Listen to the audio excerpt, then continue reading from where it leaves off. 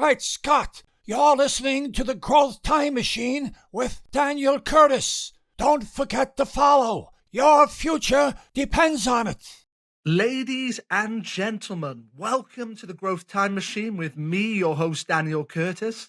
I am delighted to be joined by Scherrie L today for a deep dive into her wonderful life and all the things that have happened to this point.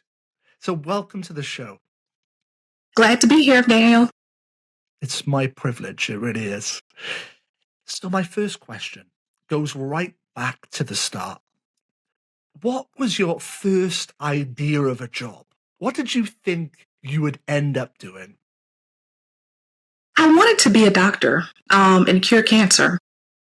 And that's what I thought I'd be doing all the way up until my first lab in college. And I got sick because I could not dissect the pig. And I'm like, well, this isn't going to work. Wow. So such a idea. You knew what you were going to do. You set upon that path. And then something happened that transformed your journey. Yeah, and it's crazy because even now, I don't even like to look at my blood being drawn at the doctor's office. So how I thought I was going to be a doctor, I have no idea. But that was the very first thing that I thought I would be doing with my career. Interesting. So before we kind of come back to that, what was your first real job? My first job at the age of 16, I worked at a bingo hall. And I started out giving out the cards that people would stamp. And eventually I was promoted and I was an announcer and I announced the numbers for bingo. So kind of loved that job. But that was my first real job. It was just something different in my small town. What was your hometown? Now, at that time, I was living in Louisville, Mississippi, but I grew up in Durant, Mississippi. So that is a winding road as well, my journey back and forth between those two small municipalities. I remember being at a family birthday and I was given the job of calling bingo. And I was handed the calls. And I thought to myself, okay, we can do this. It can't be that hard. So I start, and it turns out this was like an alternative bingo calling kind of selection. So I started calling these out, and the kind of more elderly ladies from my family and their kind of friendship groups started giving me evils. They were furious. They were like, "You're not doing it properly." And they were getting very angry. So ever since then, I've been pretty much terrified of bingo and all its formats. So I applaud you. Honestly, they took it very seriously. Hey, you were so pleasant. I just find that hard to believe that someone was angry with you. I appreciate that. Apparently, it was my calls. These calls that were on here were slightly Australian, apparently. They just printed off an Australian version of bingo. And it wasn't the traditional calls. So I was chopping block. Yeah, never to return. Never to return. So your first real job, and that's a great first job. That must have taught you a lot about confidence and dealing with people. It did. And honestly, I love the interaction. You know, you have your regulars who were there almost every time the doors open. You had your diehard people who were trying to, get light bill money and other people who were there for recreation. So it was an interesting time, and I did learn a lot of people skills. So you went from there at 16. What did you do next? So after then, I stayed there until I graduated from high school and went to college. And college kept a couple of different jobs, anything from work study to working at the mall and eventually working at Veterans Affairs.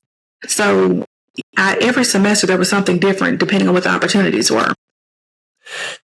So then how did the kind of medical dream at that time, how did that kind of weave into your life with study?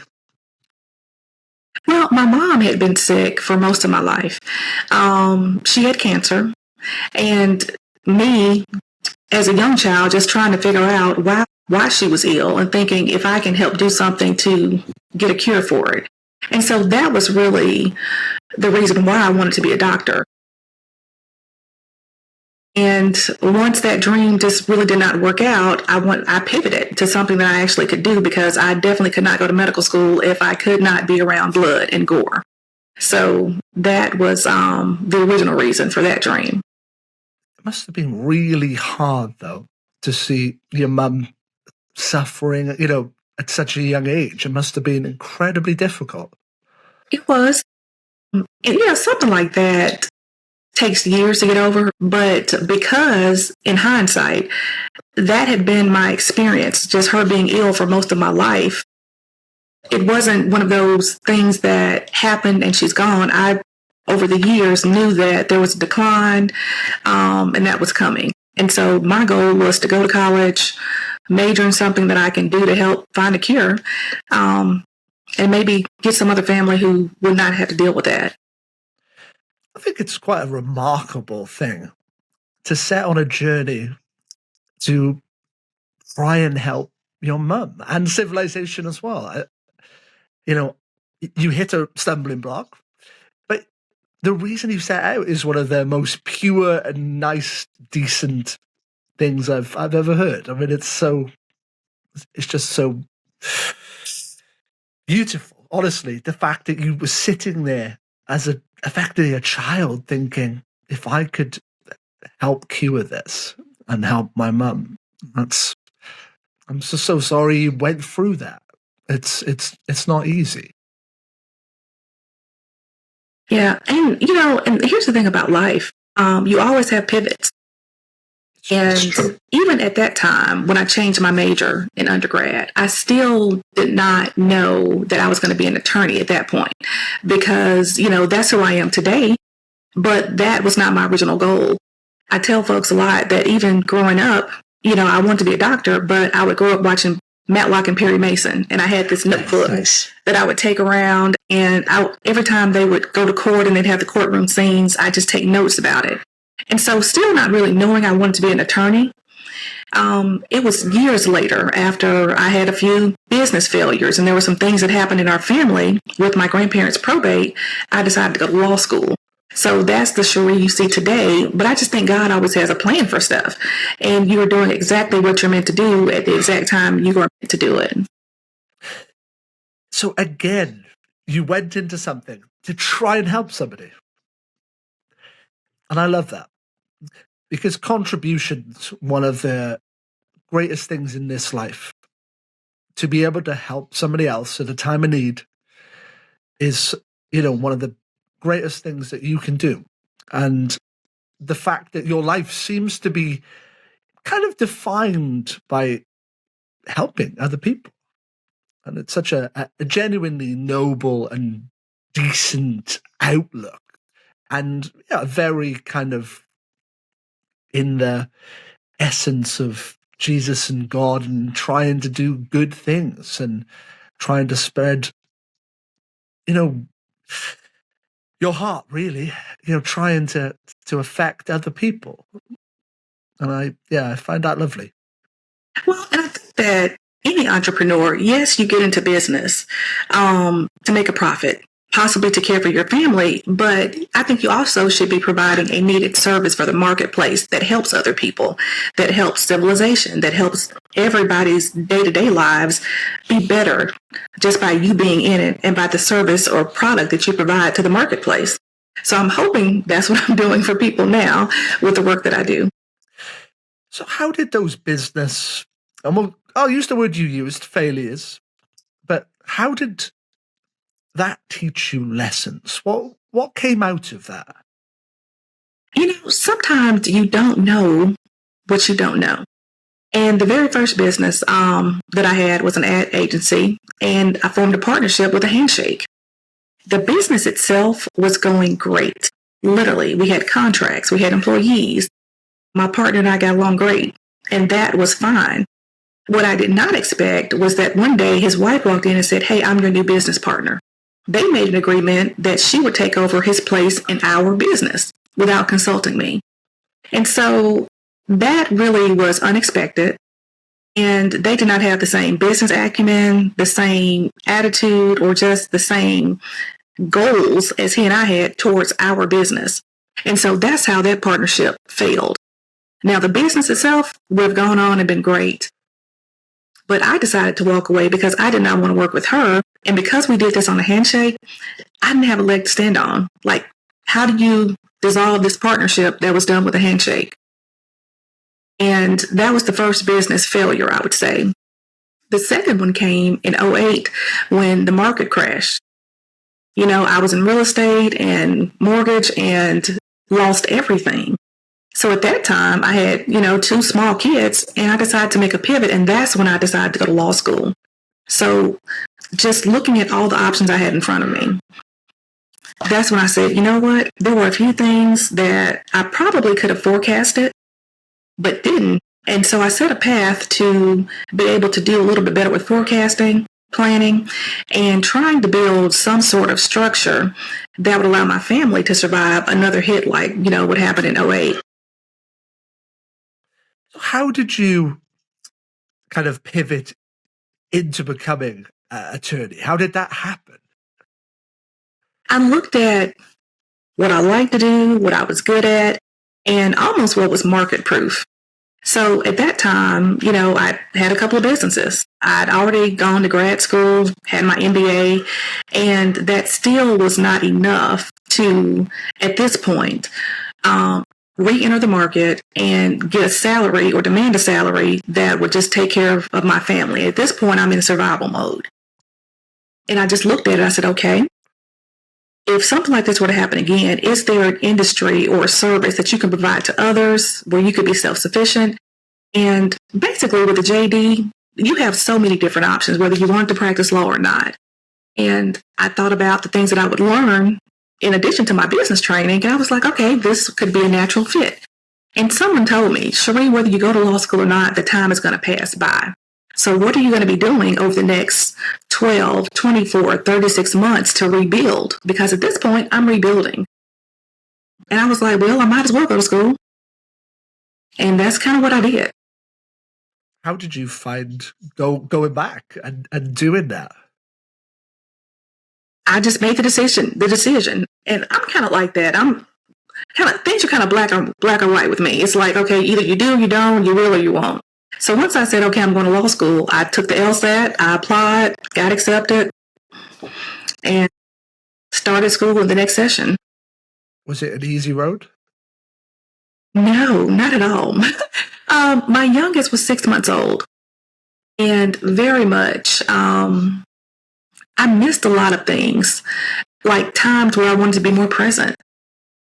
But law school is different. It's not like high school or even undergraduate studies. There's so much concentration that you have to put into it, and then the investment in terms of finances. So you don't want to have to go back and repeat courses and stuff. You want to get it right the first time. So it was difficult. It was a very difficult time, but I'm so blessed that I had a village to help me with the kids. And when things got really tight, when I needed to study, when I needed to rest, I had people there who assisted me. So it was bearable. So how did you kind of work out exactly what to do once you qualified? I tried everything. So I thought I was going to go in and be this great criminal defense attorney because I thought I wanted to do trial practice. And once I tried that, I'm like, not so much. I tried personal injury work. Didn't really like it. So I interned, I externed, I volunteered, and I just tried almost every part of the law that I possibly could to see what was a fit and what felt good for me. And today, I help entrepreneurs merge their business plan with their estate plan to build a moat around their assets. So basically your estate planning, your business planning, I help you get that together. And that really brings me joy, because when I look back at all the things that I feel like failed in my life that brought me to where I am today, I wish I had a Scherrie to help me with those things. And so that's what I do for people today. What's the best piece of advice you've ever been given? The best piece of advice that I've ever been given is to not play small. And I didn't understand that. Like, how do you not play small? And the way that the person described it to me is that when you participate, you play to win, basically, and you're playing full out. Because sometimes there were rooms that I would enter and I would retreat or try to be invisible because maybe I didn't know if I deserved to be in that room. And so the advice by not playing small and playing all out is to really let my voice be heard and to be as active as I can on the things that I'm passionate about. I love that. It's very much in the philosophy of my grandfather. He was like that. He believed that if you're going to do it, you do it properly every time. And he had that wonderful attitude. So I admire that. What's a lesson you've learned the hard way? To never doubt yourself, because the cost of inaction can be way more than the cost of actually taking that chance. Sometimes we feel that if we don't participate, that it's not costing us anything. But what if we participate and we go above and beyond where we ever thought we could be? So now we've missed a great opportunity. It's that opportunity cost. So yeah, the cost of inaction. I think everybody at some point in their life have some regret where they think the road could have been so different if I'd have taken, another turn. If I'd have bet on myself.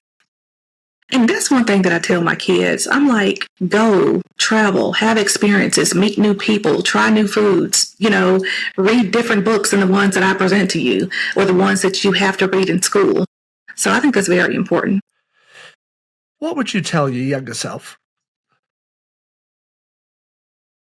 To not be afraid of the changes and not be afraid to go it alone. Because at one point, when I realized I had to go it alone without my mom, it took a long time to get over that. And I wish somebody had just really told me that it's going to be okay, that you're going to come out on the other end okay. And you have. You've done some incredible things. I'm sure she would be incredibly proud of you.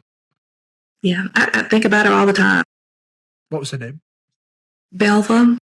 That's lovely. That's I've not heard that. So I will remember that. Thank you. If you had a chest, now someone actually told me this story about this chest that they were basically given as an inheritance from their grandparents who had come across to America, packed this up from Scotland, and came across on the boat. And all of their worldly belongings were inside this incredible box. What would be in your box? I have all of these photos back when you actually developed photos. They would be in there. My children's baby books would be in there. I have clothing from when I was like maybe a toddler, my baby blanket, and I have these songs that my brother and I used to write and perform and just sing all around the house. Those are the things that are so precious to me that I think I would put in that box. I love that. It's one of those things, isn't it, that's different to everybody. There are things which are really meaningful.